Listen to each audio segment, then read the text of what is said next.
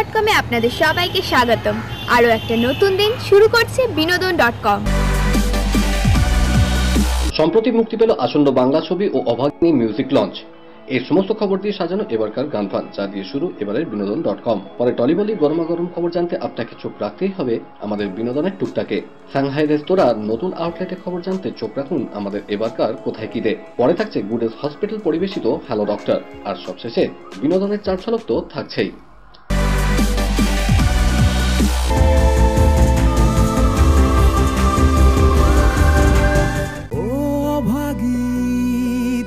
যাবি কোথায় ও অভাগী, তোর কপাল কোথায় ও অভাগী, তোর রথটা কোথায়।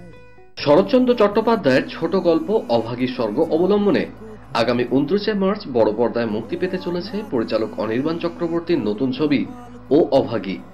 অভিনয় মিথিলা, সুব্রত দত্ত, সায়ন ঘোষ, জিনিয়া, ঈশান মজুমদার প্রমুখ।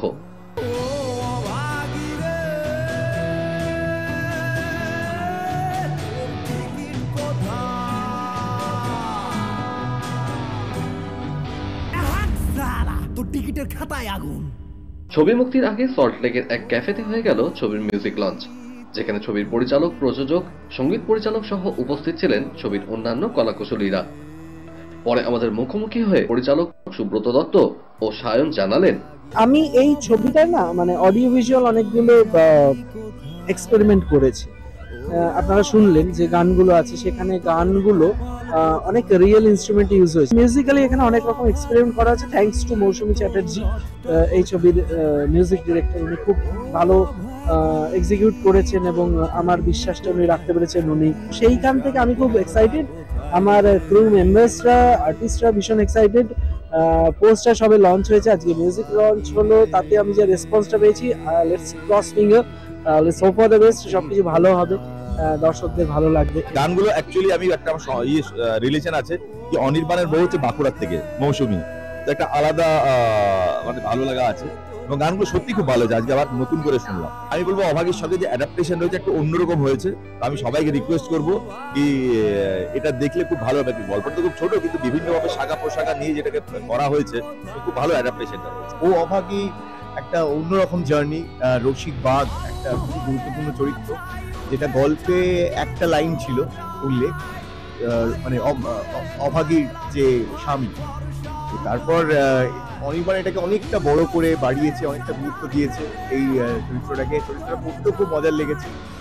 তার কারণ এটা খুব কালারফুল, একজন গ্রামীণ রকস্টার যে গান বাজনা করে এবং দুশ্চরিত্র, খারাপ লোক, তো অনেকগুলো শেডস রয়েছে ক্যারেক্টারটা। এই অনুষ্ঠানের জন্য স্মার্ট তরুণী অ্যাঙ্কার শীঘ্রই প্রয়োজন। আগ্রহীরা আজই ফোন করুন 9836938876, 9836938876।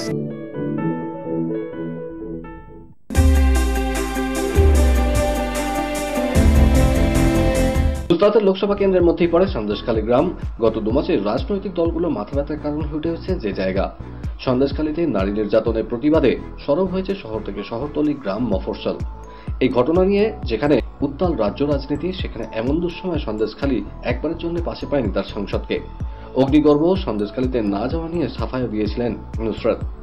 সাফাই দিতে গিয়ে সমালোচনার মুখে পড়তে হয়েছিল তাকে। নুসরাত 144 ধারাকে 174 ধারা বলেছিলেন। তারপর থেকে নানা ট্রোলের মুখে পড়েন তিনি। এত কাণ্ডের পর অনেকেই অনুমান ছিল লোকসভা ভোটে এবার নুসরাত টিকিট নাও পেতে পারেন। সেই অনুমানই সত্যি হলো। 96তম একাডেমি অ্যাওয়ার্ডসের মঞ্চে কারো ভাগ্যে শিখে ছিল তো কেউ ফিরলেন হতাশ হয়ে। চলতি বছরের সব থেকে বেশি অস্কার জিতেছে ক্রিস্টোফার নোলান পরিচালিত ওপেনহাইমার ছবিটি। তার ঝুলিতে এসছে মোট 7টি অস্কার। অন্যদিকে এই ছবিকে জোর টক্কর দিয়েছিল বারবি ও পুয়ার থিংস এই ছবি দুটি। প্রত্যাশা মতোই ফলাফল। বিগত কয়েক মাসে চলচ্চিত্র জগতের বিভিন্ন আন্তর্জাতিক পুরস্কার মঞ্চে জয়যুক্ত হয়েছে ক্রিস্টোফার নোলান পরিচালিত ছবি ওপেনহাইমার। 96তম একাডেমি অ্যাওয়ার্ডসের মঞ্চেও একাধিক বিভাগে পুরস্কৃত হল ছবিটি। লস অ্যাঞ্জেলেসের ডলবি থিয়েটারে অস্কারের আসর বসে। চলতি বছরের অস্কারে মোট 13টি বিভাগে মনোনীত হয়েছিল ওপেনহাইমার। তার মধ্যে সেরা ছবি, সেরা পরিচালক সহ 7টি বিভাগে জয় ছিনিয়ে নিয়েছে এই ছবি। নিজের সংস্থার অধীনে তিনি বিভিন্ন সামাজিক কাজ করেন। সেই সংস্থার অধীনে ছবি প্রযোজনা করেছেন ঋতুপর্ণা সেনগুপ্ত। এবার তার টিমের সদস্যের নতুন উদ্যোগের পাশে দাঁড়ালেন অভিনেত্রী। দীর্ঘদিন ঋতুপর্ণার ম্যানেজার হিসেবে কাজ করেছেন শর্মিষ্ঠা মুখোপাধ্যায়। তিনি এবার নিজস্ব প্রযোজনা সংস্থা ঘোষণা করলেন, যার নেপথ্যে রয়েছেন স্বয়ং ঋতুপর্ণা। মূলত তারই পরামর্শে শর্মিষ্ঠার এই নতুন সফর শুরু হচ্ছে। টলিপাড়ার বড় প্রযোজনা সংস্থার দাদাগিরি নিয়ে নানা গুঞ্জন শোনা যায়। একাডেমি অ্যাওয়ার্ডসের মঞ্চে মেমোরিয়াম শীর্ষক বিভাগে প্রতি বছর বিশ্ব চলচ্চিত্রের নির্বাচিত প্রয়াত বিশিষ্টজনের স্মরণ করা হয়। অস্কার মঞ্চে প্রয়াত ভারতীয় শিল্প নির্দেশক এবং প্রযোজক নিতিন দেশাইকে এবার স্মরণ করা হলো। সুভাষ গাই, সঞ্জয় লীলা বনসালী সহ বলিউডের একাধিক পরিচালকের ছবিতে শিল্প নির্দেশক হিসেবে কাজ করেছিলেন নিতিন। লগন, হাম দিল দে চুকে সনম, দেবদাস, মুন্না ভাই MBBS, যোধা আকবরের মতো ছবিতে তার কাজ চর্চিত। গত বছর 2রা আগস্ট আত্মহত্যা করেন 57 বছর বয়সী নিতিন।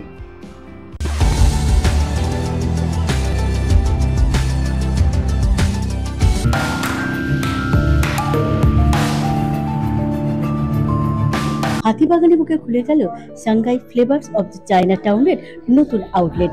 আর এখানে হাজির নতুন বাংলা সিনেমার তিলোত্তমার টিম। চলুন ঘুরে আসি সেই অনুষ্ঠান থেকে।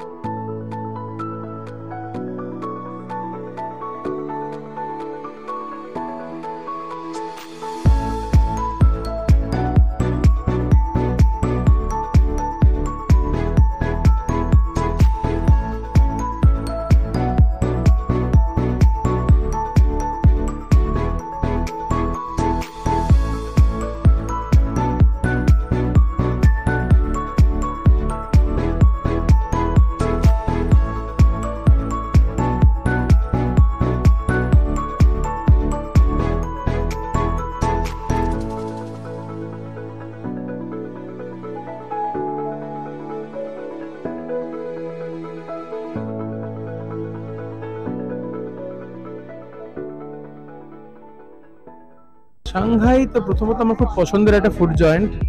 আমি তো প্রায়ই সাংহাই থেকে অর্ডার করি, নালে এসে খাই। অ্যান্ড তার সাথে আরো বেশি ইম্পর্টেন্ট, কারণ আমার ফিল্মের সাথে সাংহাই একদম ওতপ্রোতভাবে জড়িয়ে। মানে সাংহাইতে আমরা শুট করেছি, সাংহাই আমাদের ভালো ভালো খাবার খাইয়েছে, তো খুব ভালো একটা অ্যাসোসিয়েশন। অ্যান্ড চাইনিজের জন্য তো one of the best food joint in Bengal. আমার সবাইকে রিকোয়েস্ট অ্যান্ড রেকমেন্ড করবো যে তোমরা সাংহাইতে এসো। And Chinese preparation to good. আমরা খুব খেতে ভালোবাসি আর খুব ভালো একটা জায়গায় চলে এসেছি। আর আমরা খুব খুশি যে সাংঘাই আমাদের পার্টনার। তার মানে হলো যে বুঝতেই পারছো যে আমরা খেতে ভীষণ ভালোবাসি, এখানের সাথে অ্যাসোসিয়েটেড মানে চুটিয়ে খাওয়া দাওয়া হবে। এখানে আমার চরিত্রটা খুবই ডিফারেন্ট, যেটা আমি আজ পর্যন্ত করিনি। সিঙ্গেল মাদারের অরুণিমা, তো ডিফিকাল্ট ছিল, কিন্তু আই থিঙ্ক পুরো টিম মিলে হেল্প করেছে এই ক্যারেক্টারটাকে আরো ভালো করে তুলে ধরে। বাকিটা তো দর্শক বলবে 15ই মার্চ সিনেমাটা দেখে। আমার চরিত্রটা হলো একটা মিউজিশিয়ানের চরিত্র, আর এটা প্যাশন আর ক্যারিয়ারের মধ্যে কিভাবে আমরা ব্যালেন্স করি এটা নিয়ে পুরো ব্যাপারটা। হ্যালো ডক্টর, পরিবেশনায় গুডেস হসপিটাল, কেষ্টপুর।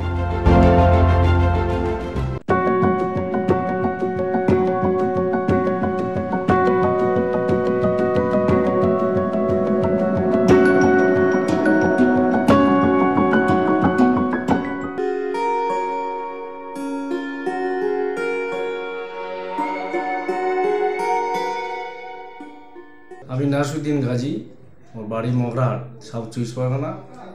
গত 28 তারিখে ফেব্রুয়ারি মাসে মায়ের ব্রেন স্ট্রোক হয়। তারপরে আমরা যোগাযোগ করে আমরা গুডেস হাসপাতালে আসি, কেষ্টপুর। ডিকে প্রধানের আন্ডারে অপারেশনটা হয়, খুব সাকসেসফুল, খুব ভালো। 1 মাসে সুস্থ হয়ে বাড়ি নিয়ে যাবো আজকের।